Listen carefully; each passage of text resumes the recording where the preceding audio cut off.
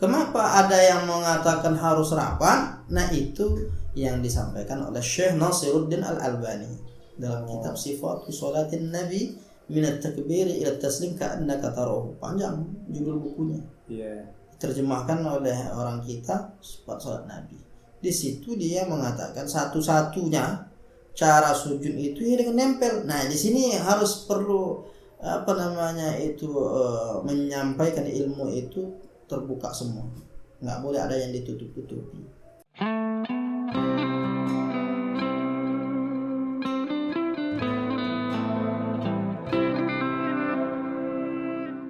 Baik, Tat. Permasalahan kita selanjutnya, Tat, masih seputar sholat. Ya.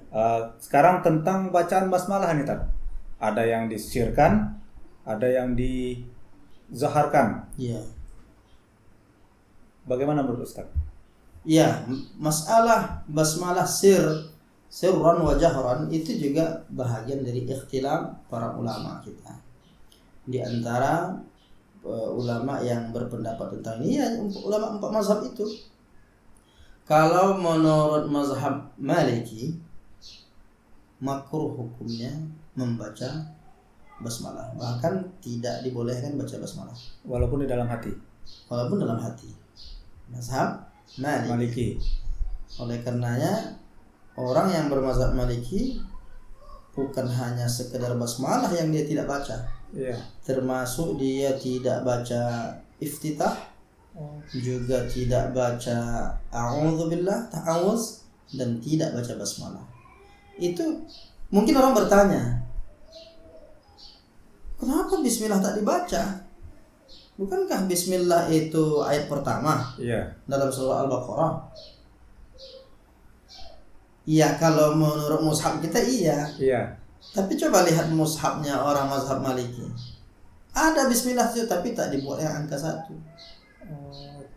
Dia tidak ayat pertama ya? Dia bukan ayat pertama. Iya. Sehingga ayat pertama dalam mazhab Maliki itu yang mereka mengambil qiraat riwayat Imam Warash, itu bismillahnya ada sebagaimana bismillah terhadap pada surah Al-Ikhlas. Kan ada bismillahnya di atas. Tapi enggak ada angkanya, tidak hanya dibuat waqaf bulatan angka 1. Enggak. Karena dia hanya permulaan saja, untuk membedakan dengan surah yang lain itu. Sebagai pembatas surah. Sebagai permulaan atau pembatas surah. Kalau Al-Fatihah tentu dia menjadi permulaannya saja. Tapi intinya menurut mazhab Maliki itu ya karena dia bukan bahagian dari surah Al-Fatihah, maka tidak dibaca. Allahu Akbar. Alhamdulillahi Rabbil Alamin. Mereka membacanya tanpa bismillah. Tidak baca iftitah, tidak baca ta'awuz, tidak baca basmalah. Jadi memang mazhab Maliki itu punya ciri khas yang tidak sama dengan mazhab yang lain. Dalam bab bismillah ini mereka kalau baca Quran baca bismillah. Tapi kalau dalam sholat enggak usah baca bismillah. Jadi langsung setelah takbir langsung alhamdulillah. Itu mazhab Maliki. Dan itu berdasarkan dalil. Jangan katakan ini mandai-mandai aja. Enggak. Suka-suka aja ini mazhab Maliki, tidak. Makanya husnuzan itu harus diutamakan. Berapa banyak orang hari ini karena hawa nafsunya suuzon kepada para ulama, merasa paling benar, merasa benar. Itu suuzon namanya. Masa baca alhamdulillah? Enggak. Berdasarkan apa? Riwayat Anas bin Malik. Shallaitu khalfan Nabi wa Umar wa Utsman wa Abi Bakr. Saya sholat di belakang Nabi, saya pernah sholat di belakang Umar, Utsman, pernah sholat di belakang Abu Bakar. Fakanu yaftatihuna as-salah bilhamdulillahi rabbil alamin. Mereka memulai salat dengan alhamdulillahi rabbil alamin. Itu dalilnya. Kalau begitu ya udah, langsungnya alhamdulillah, karena itulah mulai bacaannya setelah takbir menurut mazhab Maliki. Tapi tidak bagi mazhab Hambali dan Hanafi. Mazhab Hambali Hanafi sepakat bahwa bismillah itu termasuk satu dari ayat dari surah Al-Fatihah. Oleh karenanya, karena hadis riwayat Anas bin Malik tadi dipahami Saya sholat di belakang Nabi, belakang Abu Bakar, Umar, Utsman, tidak pernah saya mendengar mereka memulai alhamdulillah. Kata ulama mazhab Hanafi Hambali, tidak mendengar bismillah bukan berarti tak baca bismillah. Iya. Kan ada satu lagi, walam asma ahadan minhum yaqra'u bismillahirrahmanirrahim. Tidak seorang pun di antara mereka, baik Abu Bakar, Umar, Utsman, tidak seorang pun di antara mereka ku dengar mereka membaca bismillah. Hadis itu yang dipakai mazhab Maliki, hadis itu juga yang dipakai oleh mazhab Hanafi dan Hambali. Tapi pemahamannya kok beda. Menariknya, satu hadis dipahami dengan sudut pandang yang berbeda. Maka kalau ada orang mengatakan, oh harus begini, ya belum tentu. Karena satu hadis itu bisa dipahami dengan cara yang berbeda. Ambil contoh tentang bacaan sir ini. Mengapa mazhab Hambali dan Hanafi mengatakan bacaannya sir? Hadisnya sama yang dipakai oleh mazhab Maliki. Sama-sama Mazhab dari Maliki Anas. sama dari Anas Malik. Falam asma ahadan minhum yaqra'u bismillah. Saya sholat di belakang sahabat Nabi, Umar, Utsman. Mereka semua ini, Abu Bakar, mereka itu tak pernah ku dengar membaca bismillah. Kata Hanafi Hambali, tak pernah mendengar itu bukan berarti tidak membaca. Tidak membaca ya. Makanya tetap dibaca. Kenapa? Karena dia masuk dalam surah Al-Fatihah. Tidak mungkin Nabi meninggalkan ayat dalam surah Al-Fatihah. Makanya tetap baca. Hanya bacaannya itu disirkan. Allahu Akbar. Iftitah. Setelah itu Bismillah. Alhamdulillahi Rabbil Alamin. Ya, jadi bismillahnya sir. Hadis yang sama dipahami dengan cara yang berbeda. Kata mazhab Maliki, karena tidak dengar, berarti nggak baca. Berarti nggak baca. Iya. Kenapa? Karena mereka memulai bacaannya dengan Alhamdulillah. Jadi itu 3 mazhab. Nah, satu mazhab Syafi'i itu mereka mengatakan harus baca Bismillahirrahmanirrahim dengan jahar. Mengapa? Riwayatnya pula banyak. Ada dari Ibnu Abbas, ada dari Abdullah bin Umar, dari Anas bin Malik, ada Samurah bin Jundub, ada dari Ali bin Abi Thalib. Itu makanya Imam An-Nawawi mengatakan hadis-hadis wa amma ahaditsul jahri fal hujjatu qa'imah. Adapun hadis-hadis tentang basmalah dijaharkan dalam salat itu, hadisnya itu kuat, hujjahnya itu kuat. Kenapa? Karena diriwayatkan oleh 6 sahabat Nabi, yang mereka itu semua mengatakan, "Shallaitu, saya salat di belakang Rasulullah, fayajharu bi bismillahirrahmanirrahim." Dia menjaharkan bismillah. Itu kata Abdullah bin Abbas. Kemudian ada lagi riwayat Nu'aim al-Mujammir. Nu'aim al-Mujammir salat di belakangnya ada Nu'aim al-Mujammir mengatakan, Nu'aim al-Mujammir jadi makmum. Iya. Yang jadi imam Abu Hurairah, sahabat Nabi yang dikenal Abu Hurairah namanya kan Abdurrahman bin Sakhr ad-Dawsi. Nah, kata Nu'aim al-Mujammir, saya sholat di belakang Abu Hurairah dan Abu Hurairah melafazkan bismillah. Bismillahirrahmanirrahim. Sampailah waladdallin. Amin.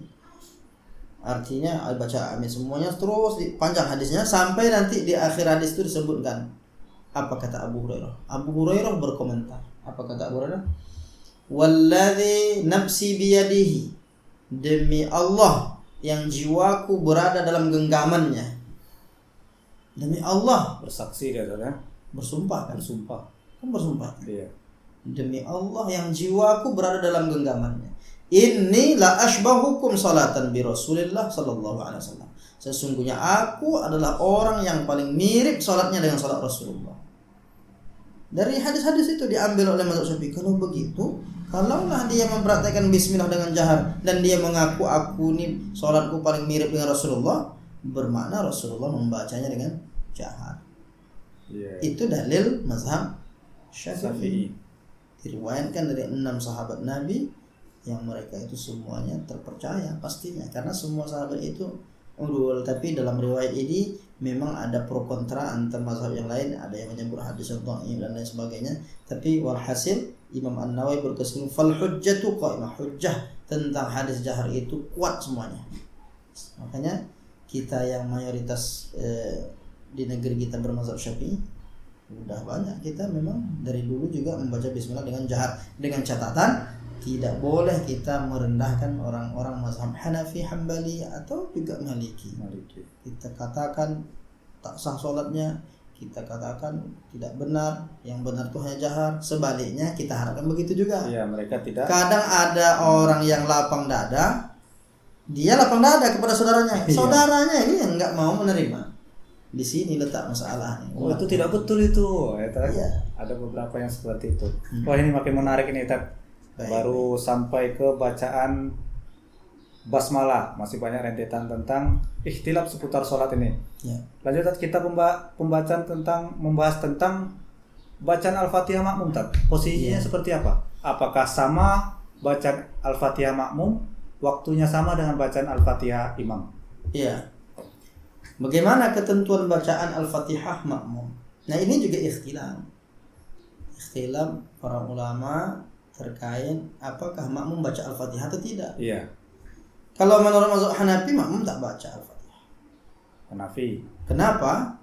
Karena kata ulama mazhab Hanafi ada hadis Nabi disebutkan dalam kitab Imam At-Tabrani, juga dalam kitab-kitab yang lain, banyak kitab-kitab hadis menyebutkan tentang ini. Apa kata Nabi? Man shalla khalfal imam, siapa yang sholat di belakang imam, fa qira'atul imam lahu qira'ah, maka bacaan imam itu, bacaan makmum itu apa yang dibaca oleh imam. Artinya kalau imam sudah baca, itu sudah otomatis sekalian bacaannya untuk makmum juga, sehingga makmum tidak perlu lagi membaca Al-Fatihah. surah Al-Fatihah. Di samping itu ada hadis riwayat Muslim misalnya, innama ju'ilal imam liyu'tamma bihi, imam itu untuk diikut. Fa idza kabbara fakabbiru, kalau dia bertakbir engkau ikut takbir. Wa idza qara'a fa ansitu, kalau dia membaca maksudnya membaca Al-Fatihah, membaca ayat, fa ansitu, hendaklah engkau diam. Maka kata mazhab Hanafi, ya berarti cuma takbir aja yang kita baca. Adapun Al-Fatihah, surah, cukup diam karena dah diwakilkan oleh imam. Nah, itu pendapat mazhab Hanafi. Beda dengan mazhab yang lain seperti mazhab Maliki. Bedanya di mana? Bedanya hanya pada jenis sholat. Kalau mazhab Hanafi dan Hambali, nah itu kalau mazhab apa tadi? Tadi pertama mazhab apa? Yang pertama tadi Maliki. Mazhab Maliki ya? Iya. Mazhab Hanafi. Hanafi. Ini juga diuji nih kan? Iya. Serius atau tidak? Karena diputar-putar ya kan. Jadi mazhab Hanafi apa tadi? Hanafi diam. Al-Fatihah sudah mengikut kepada imam. Baik, Hanafi. Seorang makmum tidak perlu membaca Al-Fatihah dalam setiap sholat. Ya. Kalau Maliki bedakan zuhur, asar, kemudian maghrib, isya, subuh. Kalau zuhur, asar memang baca karena kan nggak dengar suara. Ya. Tapi untuk apa? Terbalik ya. Kalau zuhur, asar baca gitu maksudnya. Baca, ya zuhur, asar baca. Zuhur, asar baca, tapi untuk maghrib, isya, subuh yang terdengar suara imam itu, maka tidak perlu baca. Sudah mengikut kepada imam. Dan itu sudah mengikut imam. Dan itu juga berdasarkan riwayat yang panjang. Ada di antaranya sunan kitab 4 sunan. Sunan At-Tirmizi, Sunan An-Nasa'i, Sunan Ibnu Majah, Sunan Abi Daud.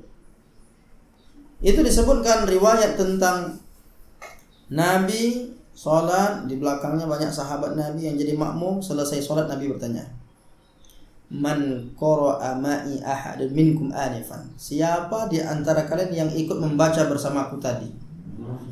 Kata sahabat, ada ya Rasulullah, ada di antara kami membaca dan ikut membaca bersama engkau.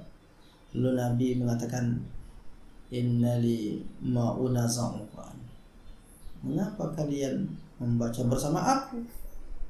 Kenapa ikut membaca bersama aku?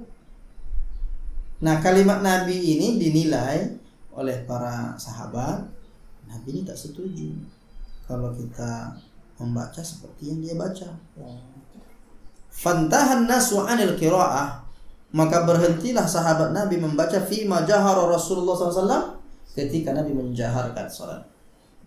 Berhenti sahabat Nabi membaca Al-Fatihah pada salat-salat jahar, bermakna pada salat sir masih tetap membaca. Itu dalil mazhab Maliki. Kalau Hanafi semua salat tak perlu baca, makmumnya Sudah mengikuti imam. Mazhab Maliki lihat salat dulu. Kalau zuhur asar baca, kalau maghrib isya subuh tidak baca.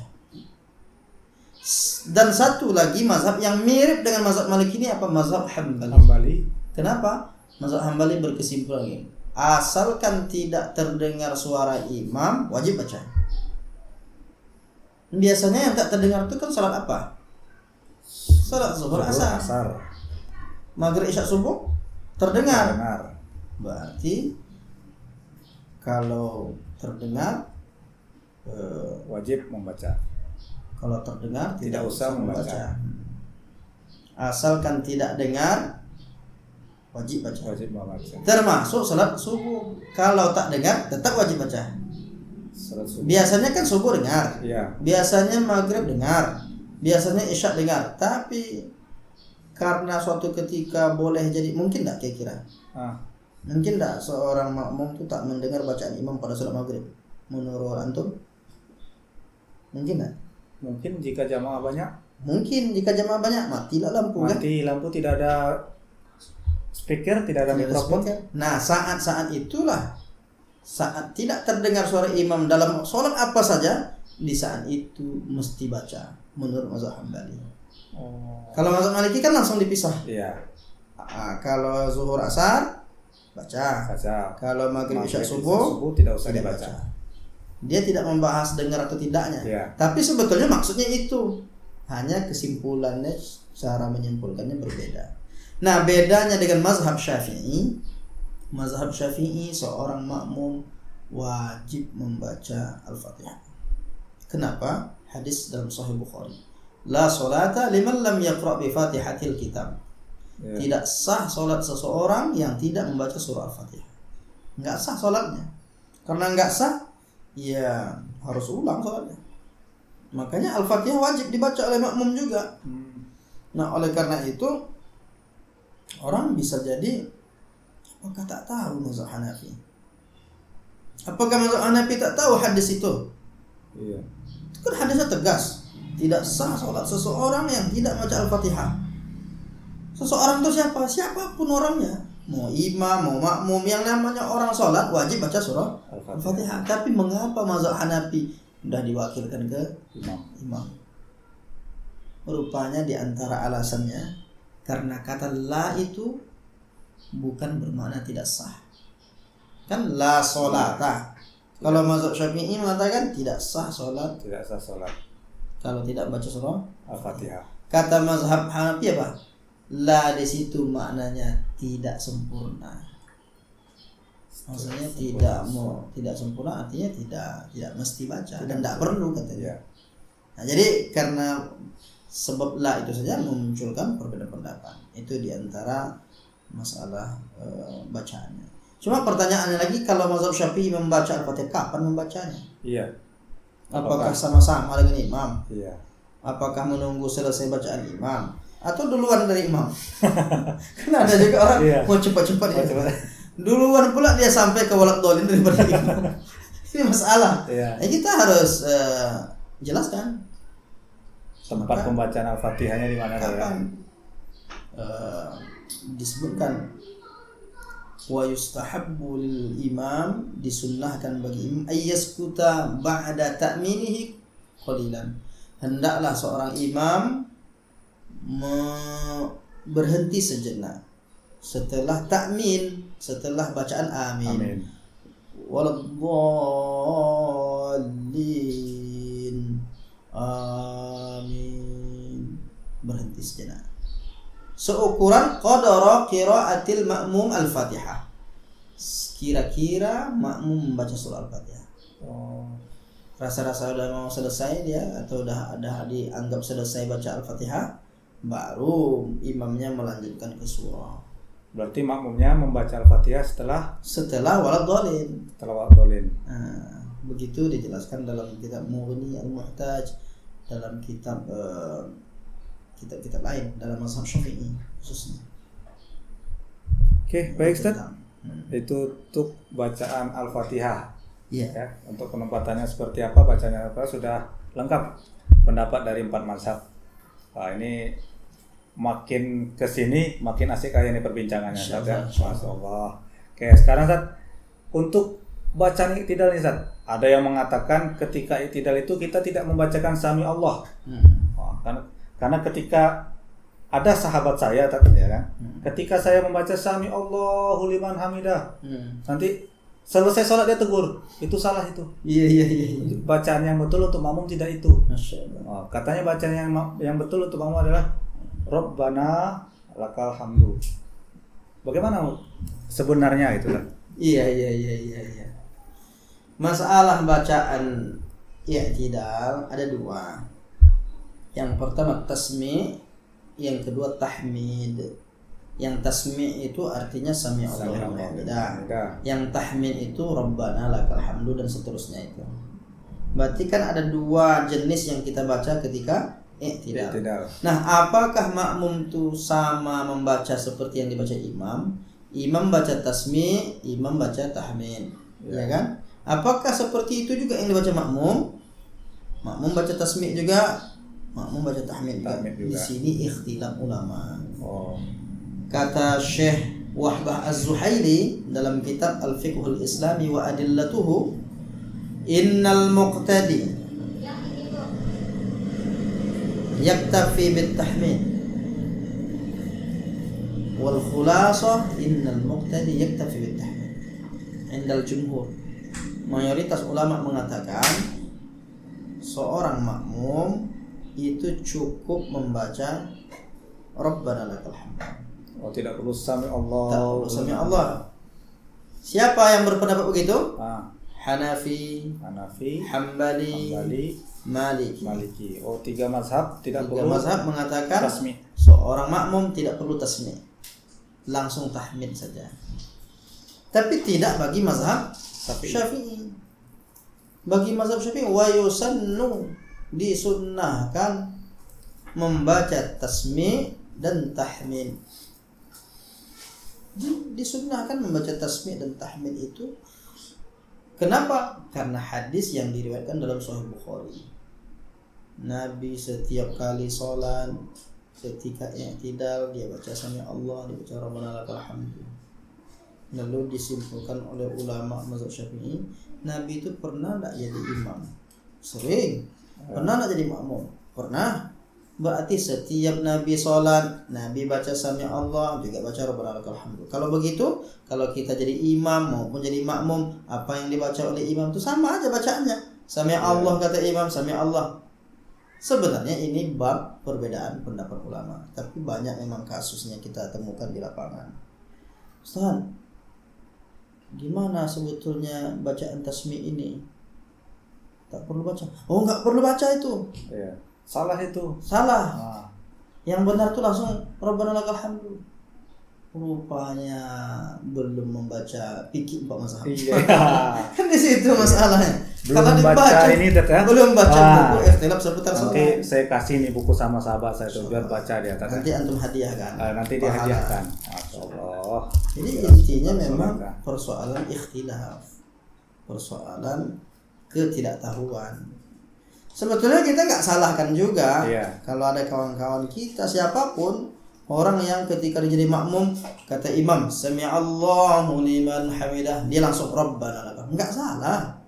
Kenapa? Karena dia ngikut ulama yang mu'tamad dalam bab fikih, Hanafi, Maliki, Hambali.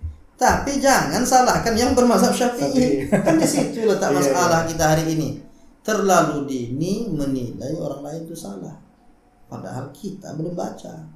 Maka banyak-banyaklah baca-baca buku. InsyaAllah bisa selesai itu masalah. Oh yes, Masya Allah. Sudah itu Tat ya. Berarti selama ini saya tak salah lah Tat ya. Karena saya membaca setelah i'tidal itu saya baca sami Allahu liman hamidah baru Tapi kawan itu nggak salah juga ya. Kawan itu tidak salah Nggak juga. salah juga. Tapi yang salah itu menyalahkan orang. Menyalahkannya itu yang salah menyalahkan orang. Baik, Tat. Nah, ini di beberapa pembicaraan, Tat. Ya. Ya, ketika kita sholat subuh nih, Tat. Kita sholat subuh di beberapa daerah ada yang kita sholat pakai kunut. Wah, itu udah dipandang miring tuh sama jamaahnya. Ada yang di beberapa tempat mereka kunut itu seperti wajib. Iya. Wah. Kalau berdasarkan fikih 4 mazhabnya seperti apa, Tat? Masya Allah. Memang ada ekstrem kiri, ekstrem kanan. Dalam bab Quran ya ada ekstrem kiri, ada ekstrem kanan. Tapi kalau kita belah dua, memang dia sudah dua bagian. Yang mengamalkan kunut subuh Syafi'i, Maliki. Dua mazhab. Yang mengamalkan tidak berkunut subuh Hanafi, Hambali. Udah adil lah itu. Artinya kalau orang pertentangkan, memang ada mazhab yang tak mengamalkan kunut subuh, memang ada ulama mazhab yang tidak, yang mengamalkan kunut subuh. Berarti tidak perlu dipermasalahkan lagi itu ya? Dipermasalahkan, hanya kalau orang terlalu ngotot dia perlu tahu dalilnya apa. Itu kan. Antum tak kunut, dalilnya apa? Pokoknya tak kunut aja. Berarti dia tidak tahu dalilnya. Saya ngikut-ngikut orang tuh tak kunut. Atau dia salahkan antum kok kunut, kan nggak ada tuh sunnahnya. Antum mau tahu lah dalil ana. Iya. Nih para ulama yang berkunut tuh dalilnya ini sampaikan. Dan kita harus tahu semuanya. Paling tidak orang berkeyakinan itu dia punya dasar. Katakanlah mazhab Hanafi Hambali. Mengapa mereka memilih tidak berkunut? Itu karena konsep nasakh mansukh. Di antaranya juga menilai kedhaifan sebuah hadis. Kalau mazhab Hanafi mengatakan bahwa itu sudah dinasakh. Dinasakh itu artinya dihapus syariat kunut itu. Dulu qanata Rasulullah syahran, Rasulullah pernah kunut selama sebulan. Yal'anu Ri'lan wa Za'wan wa Usayyah, melaknat Bani Ri'lan, Bani Za'wan dan Bani Usayyah. Karena mereka telah membunuh para sahabat Nabi penghafal Quran. Nabi marah dalam sholat subuhnya, Nabi itu disebutkan fil fajri dalam sholat subuh.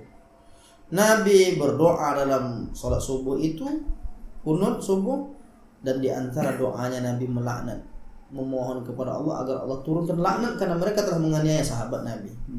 Apa doa Nabi? Allahumma la'an fulanan wa fulanan wa fulanan. Allahumma la'nan Bani Ri'lan wa Usayyah wa Za'wan. Ya Allah, laknatlah Bani Ri'lan, Bani Za'wan, Bani Usayyah karena mereka telah menganiaya sahabat Nabi. Dimohon kepada Allah. Tapi setelah sebulan lamanya dia berkunut, maka Allah turunkan surah Ali Imran ayat 129 itu disebutkan laisa laka minal amri syai'. Tidak ada tanggung jawabmu Muhammad terhadap mereka. Boleh jadi mereka ini taubat, aku terima taubatnya. Boleh jadi mereka ini akan ku laknat, akan ku azab, yu'azzibahum. Bisa aku melaknatnya, bisa aku terima taubatnya. Lalu kata ulama mazhab Hanafi, sejak saat itu Nabi tak berkunut lagi. Berarti kunutnya hanya ketika kunut ada itu hanya ketika Nabi dulu ada peristiwa sahabat Nabi membunuh ada orang membunuh sahabat Nabi. Sehingga Nabi perlu berdoa melaknat Bani Ri'lan, Bani Za'wan, Bani Usayyah. Itu yang menjadi landasan dua mazhab ini. Iya. Tidak melaksanakan kunut subuh. Kalau yang dua mazhab lain, nah mazhab Syafi'i itu juga dalilnya. Masih dalil yang sama. Tapi sudut pandangnya berbeda. Maka disebutkan yal'anu Ri'lan qanata syahran. Anas bin Malik meriwayatkan Rasulullah kunut selama sebulan dalam sholat subuh melaknat Bani Ri'lan, Za'wan wa Usayyah, summa tarakahu, kemudian dia meninggalkannya versi Hanafi Hambali meninggalkan kunut. Meninggalkannya versi mazhab Syafi'i meninggalkan laknat. Kunutnya tetap jalan. Tapi Maliki tetap jalan kunutnya. Kunut tetap jalan, cuma laknat enggak ada lagi. Jadi gimana tuh cara mempertemukannya? Ya enggak bisa. Yang satu mengatakan sudah ditinggalkan kunut, yang satu mengatakan laknatnya saja yang ditinggalkan. Hadisnya sama. Nah, itulah yang menimbulkan. Karena taruh kamu meninggalkan nyanya kemana nih? Iya. Gara-gara nyanyi orang berkelahi. Saling menyalahkan tadi ya. Iya, mestinya ulama dulu nggak sampai berkelahi, paling tidak kan seperti kisah-kisah Nah, kisah Imam Asy-Syafi'i rahimahullah taala ketika dia datang ke Irak, dia kan berguru kepada muridnya Abu Hanifah, Imam Hanafi bernama Muhammad Hasan Asy-Syaibani. Itu disebutkan ketika dia sholat di sana diminta jadi imam, dia tidak berkunut. Bayangkan seorang Imam Syafi'i yang sepanjang hayatnya sholat subuh dia senantiasa berkunut, tapi ketika berkunjung ke Irak yang mayoritasnya adalah orang mazhab Hanafi, dia tak lakukan kunut. Selesai sholat subuh ditanya tuh oleh jamaahnya, Imam Syafi'i, kami udah siap-siap angkat tangan untuk berkunut karena kami tahu engkau berkunut, tapi mengapa engkau tidak berkunut? Jawab Imam Syafi'i apa? Bagaimana mungkin aku akan melakukan kunut subuh padahal orang yang berada dalam kubur ini dia mengajarkan kepada kalian tidak pakai kunut subuh. Siapa yang dalam kubur tuh? Imam Hanafi. Hanafi sudah wafat karena Imam Hanafi itu wafat 150 Hijriah. Saat itulah Imam Syafi'i lahir. Tak mungkin jumpa kan? Iya. Yang satu bayi, yang satu sudah meninggal. Begitulah legowonya ulama-ulama dulu kan ya. Terhadap perbedaan mazhab tuh. Di apa namanya memiliki kelapangan hati dalam masalah perbedaan pendapat. Nah, ini penting nih jadi pelajaran bagi umat ini, berlapang dadalah dengan perbedaan. Nah, mazhab Maliki walaupun sama-sama berkunut tapi beda. Oh, beda kunutnya kan? Beda kunutnya, caranya berbeda. Beda juga tempatnya. Kalau mazhab Syafi'i kunut itu kapan? Setelah i'tidal. Ketika i'tidal. Setelah tasmi' dan tahmid. Sami Allahu liman hamidah, Rabbana lakal hamdu. Kemudian sami Allahu liman lakal hamdu sampai selesai. Baru angkat tangan. Mazhab Maliki enggak. Dia baca kunut itu setelah bacaan ayat sebelum rukuk. Walam yakul lahu kufuwan ahad.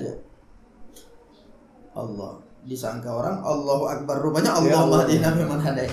Itu bisa terjadi itu kalau kita tak tahu di mana kita ke Maroko umpamanya. Oh, mayoritas di sana seperti itu ya. Iya, Maroko. Aljazair, mazhab Maliki. Itu bukan Allahu Akbar yang mau dibacanya Allahumma hdina. Jadi harus siap-siap juga kan? Iya. Nah, perlu tahu memang ada perbedaan pendapat. Atau ada kesempatan saya ke Maroko kan. Insyaallah. Allah masahil umur, mudahkan urusan. Amin. Jadi tidak canggung nanti kalau sampai ke Maroko kan setelah baca ayat langsung Allah, saya tidak langsung ruku tadi ya. Karena sudah belajar dari Ustaz, Masya Allah. Oke. Baik Tat, pembahasan kita tentang kunut sudah ya. Mudah-mudahan sudah tidak ada lagi perdebatan, sudah tidak ada lagi penyalahan Tat ya.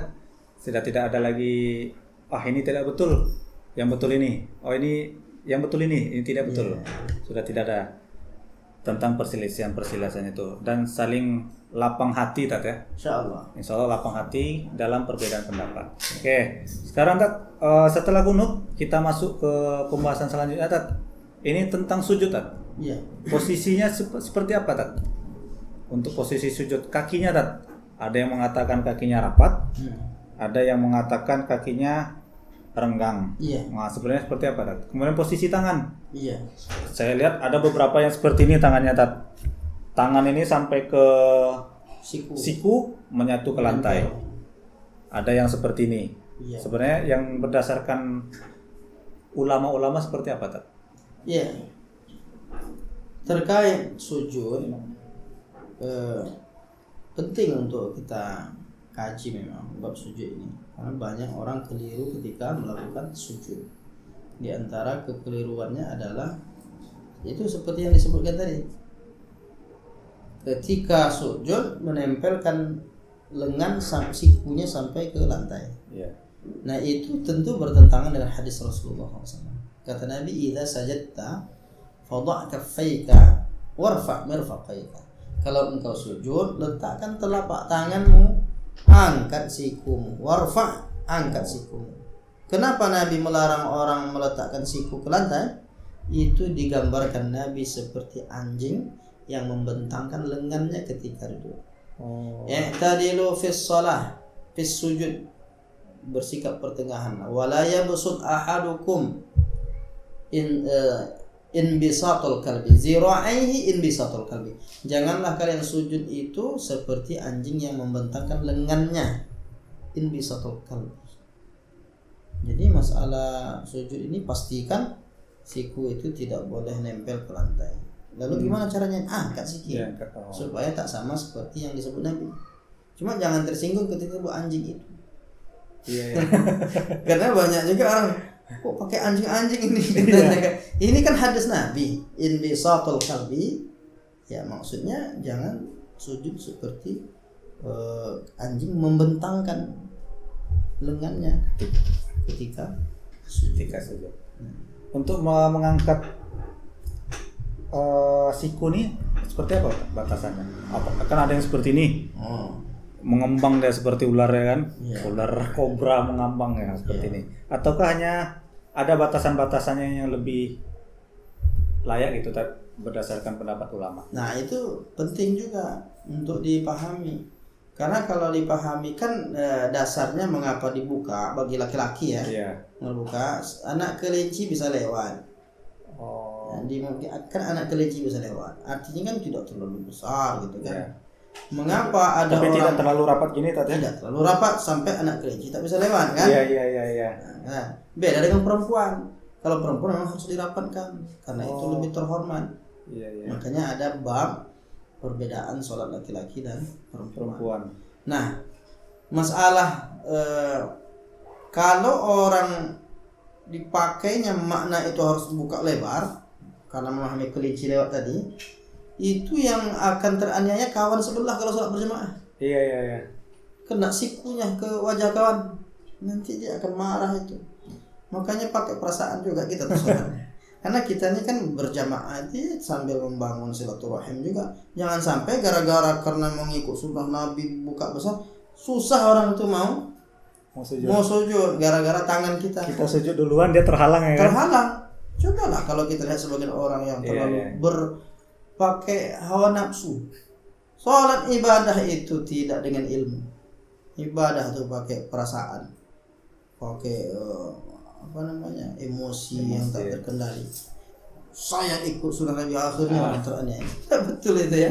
Jadi perlu itu diluruskan. Kemudian masalah rapat kaki tadi ya. Posisi kaki tadi. Masalah kaki itu apakah telapak kaki itu dipertemukan atau direnggangkan. Nah itu ikhtilaf.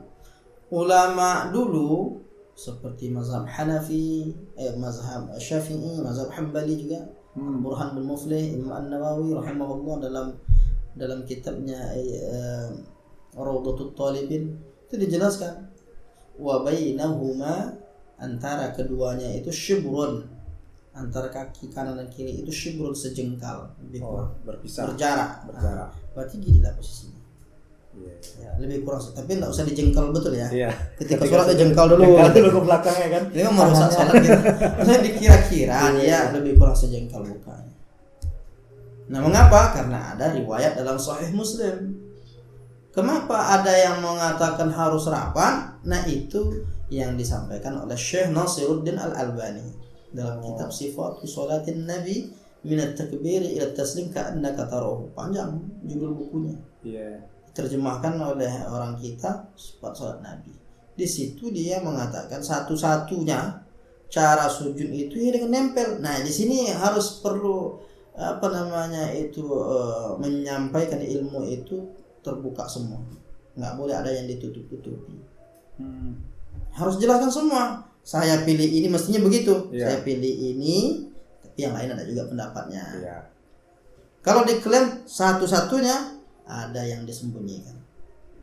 Hadisnya jelas memang, tapi tidak berarti yang selain itu keliru, salah.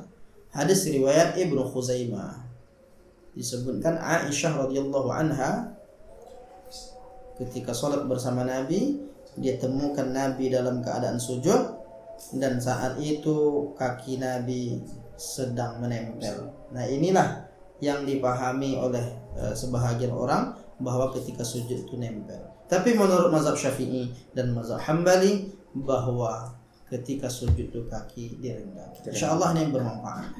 Oke, syukran Ustaz untuk pembahasan kita siang hari ini tentang ikhtilaf seputar salat. Semoga apa yang kita bahas ini lebih membuka hati kita sebagai umat muslim tentang perbedaan-perbedaan di dalam sholat. Semoga tidak ada lagi perselisihan-perselisihan dan penyalahan di antara beberapa gerakan-gerakan ataupun bacaan-bacaan sholat kita.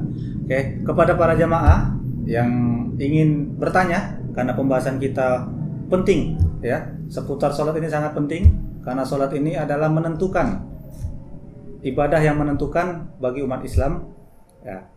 Silakan ketik di komentar kita, di kolom komentar, nanti akan kita screenshot dan Ustadz Khair akan menjawab satu persatu pertanyaan-pertanyaan dari jamaah melalui kanal YouTube kita Kusyairah TV. Dan bagi jamaah yang ingin lebih mengetahui dan lebih ingin paham tentang ikhtilaf seputar sholat yang dibahas ya, buku ini membahas tentang seputar sholat dengan landasan 4 mazhab. Jadi buku ini membahas tentang 4 mazhab seputar ikhtilaf sholat. Tidak hanya membahas tentang satu mazhab saja. 4 pendapat mazhab dibahas tentang gerakan-gerakan dan bacaan sholat. Bagi jamaah yang ingin memesan ataupun ingin membeli, silakan hubungi di nomor di bawah ini. Terima kasih, mungkin itu Ustadz ya. Syukron. Saya Rizky Armando sebagai host di sini. Terima kasih atas segala perhatian. Mohon maaf atas segala kekurangan. Saya akhiri. Billahi taufiq wal hidayah. Assalamualaikum warahmatullahi wabarakatuh. Waalaikumsalam warahmatullahi wabarakatuh.